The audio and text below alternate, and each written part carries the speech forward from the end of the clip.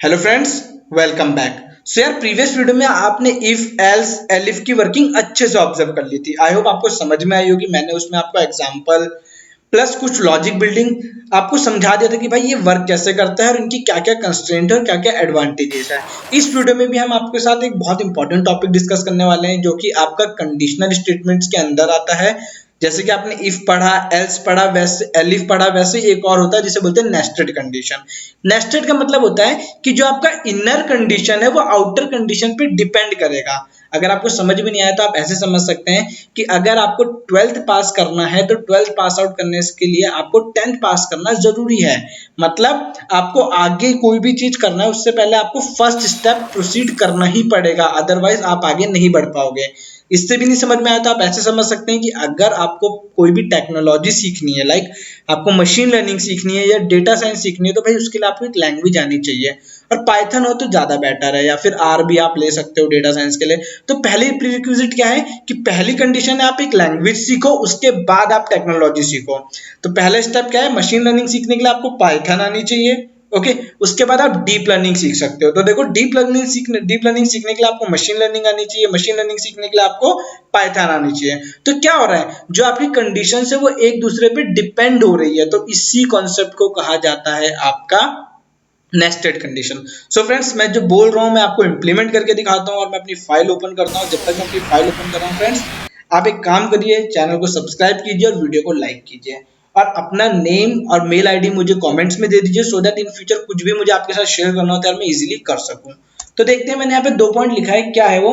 If, क्या nested if else पढ़ेंगे। और एक चीज और जो मैंने अभी आपको बताई कि जो इनर कंडीशन होती है वो किस पे डिपेंड करती है, टोटली आउटर कंडीशंस पे डिपेंड करती है। ओके, तो यार ये 2 पॉइंट थे। अब मैं नंबर्स की हेल्प से, मतलब अगर मैं आपको कंडीशन जो लगाऊंगा न्यूमरल्स पे लगाऊंगा, तो न्यूमरल्स की हेल्प से मैं आपको जिससे समझा देता हूँ कि भाई नेस्टेड होता क्या है।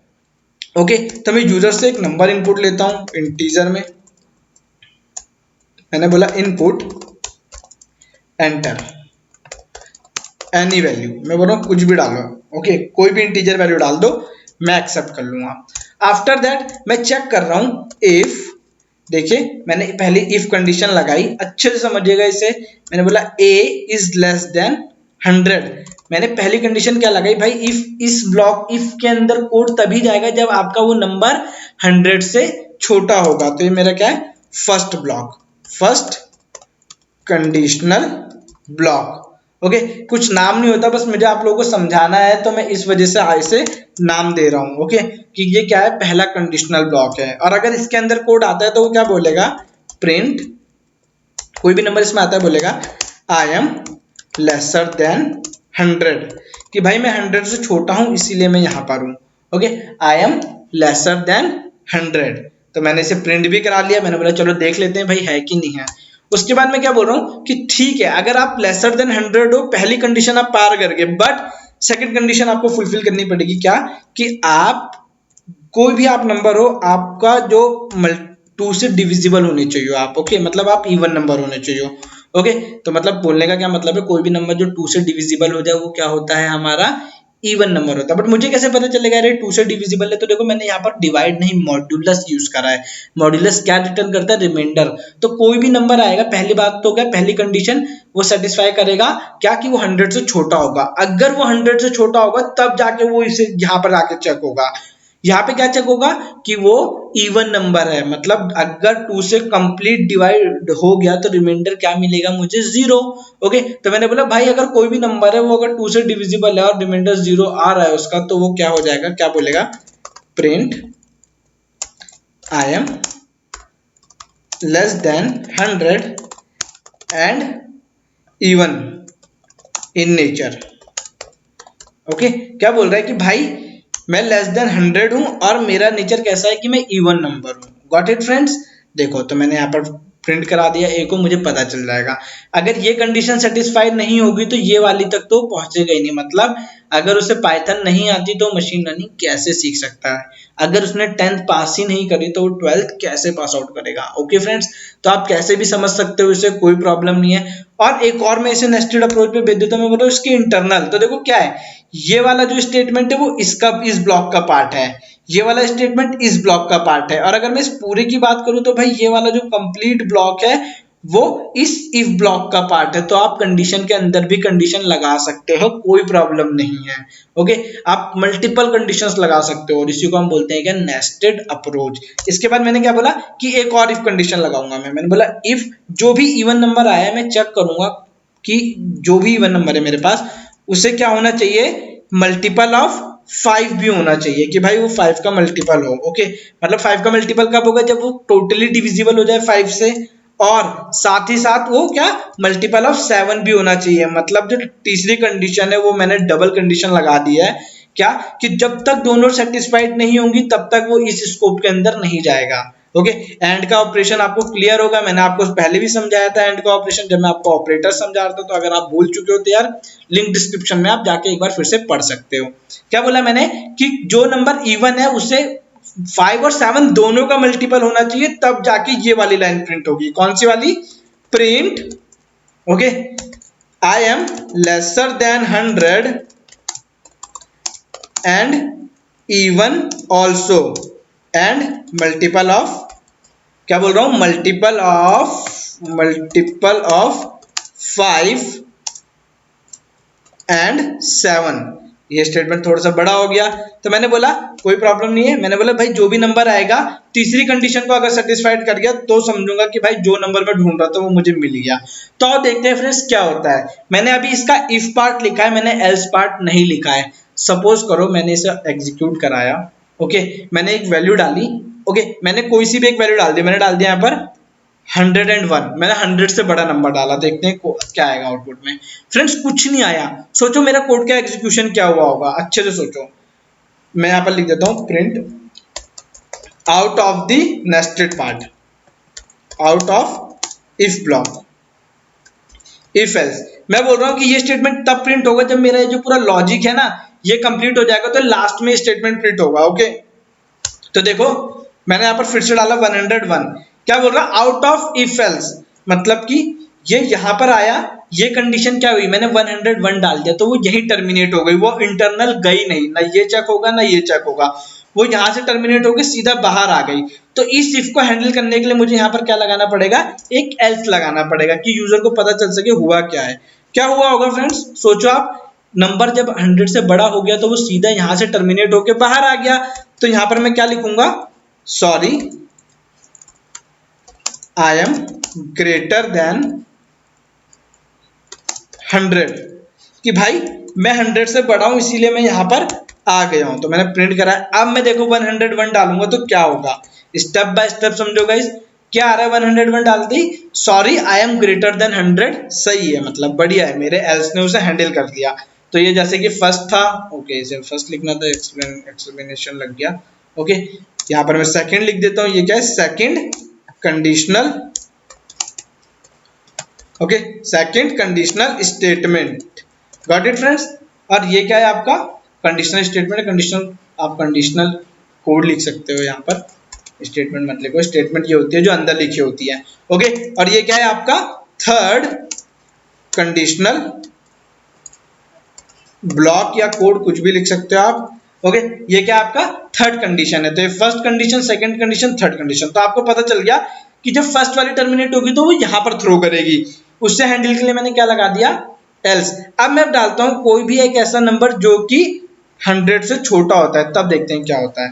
तो मैंने यहाँ पर एक वैल्यू डाली जो कि 100 से छोटी थी, देखना फ्रेंड्स क्या होगा। मैंने 95 डाली, देखो हुआ क्या, आप समझो क्या हुआ होगा। सेकंड स्टेप, आपका कोड यहां पर आया, क्या प्रिंट हुआ, आई एम लेसर देन 100। कौन सी वाली लाइन है, ये वाली, मतलब ये ट्रू हुई, यहां पर आया प्रिंट हुआ, बट ये फॉल्स हो गई। 95 2 से डिविजिबल नहीं होता, तो इसे हैंडल करने के लिए कोई भी एल्स स्टेटमेंट नहीं है, तो वो यहां नहीं जाएगा, वो इस इफ के बाद सीधा टर्मिनेट होकर बाहर आएगा। अगर आप ये सोच रहे हो कि इससे टर्मिनेट होने के बाद वो यहां पर एल्स में जाएगा, तो ये पॉसिबल नहीं है। ओके, इसीलिए मैं आपको एक स्टेप अच्छे से बता रहा हूं। तो जब वो यहां से टर्मिनेट हुआ तो मुझे इसी के रिस्पेक्ट में यहाँ पे एक एल्स लिखना पड़ेगा। तो मैं क्या करता हूं, इसे नीचे करता हूं और इसे थोड़ा सा अंदर जाके इस इफ के नीचे में क्या लिखूंगा, एक एल्स। क्या कि भाई अगर यहां से कोड टर्मिनेट होगा तो क्या बोलेगा कि यार प्रिंट, हाँ क्या बोलेगा, आई एम, यस, ऐसे लिख देते हैं, yes I am lesser than 100 but not a even number. Okay, not a even number. सही बात है कि नहीं है फ्रेंड्स? सोचो कि ये कहाँ टर्मिनेट हुआ, इवन नंबर, ये क्या लेसर देन 100 तो था, बट टर्मिनेट कहाँ हुआ, यहाँ पर, कि ये इवन नंबर नहीं है। तो इसे हैंडल करने के लिए कौन आया यहाँ पर खड़ा हो गया, एल्स, ये वाला एल्स। तो अब मैं फिर से 95 डालता हूँ और आप लोगों को चेक कराता हूँ। देखो 95 डाला तो देखो सबसे पहली लाइन आएगी I am lesser than 100, second line आएगी जो मैंने अभी एल्स में लिखी है, ये देखो yes I am lesser than 100। सही बात है, ऊपर वाली कंडीशन ट्रू हो गई कि मैंने 10th पास कर ली बट 12th में मैं फेल हो गया, या मुझे पाइथन आती है बट मुझे मशीन लर्निंग नहीं आती। तो वो भी यही बोल रहा है yes I am lesser than 100 but not a even number, not a even number. Okay, चलो इसका एल्स भी बन गया जो इसे हैंडल करेगा। अब बात करते हैं तीसरी कंडीशन की, भाई कोई ऐसा नंबर जो कि क्या हो, 100 से छोटा हो, इवन हो, ओके, और आपका ये चीज कैरी करता हो, मतलब कि जो भी नंबर होगा बाद में देखेंगे, अभी हमें ये वाली कंडीशन सेटिस्फाई करनी है। तो देखते हैं कौन सा नंबर होगा जो इसे सेटिस्फाई करेगा। 96 डाल देते हैं, भाई इवन भी है और 100 से छोटा भी है। तो देखो क्या हुआ, दोनों इफ चल गए, दोनों इफ चलने के बाद सीधा ब्लॉक से बाहर आ गया। ओके, बाहर क्यों आया, क्योंकि अगर आप ऑब्जर्व करोगे सबसे पहले ये इफ चला, I am lesser than 100, yes right. Okay, उसके बाद आपका ये वाला इफ चला, क्या, I am less than 100 and even in nature. Okay, yes true है।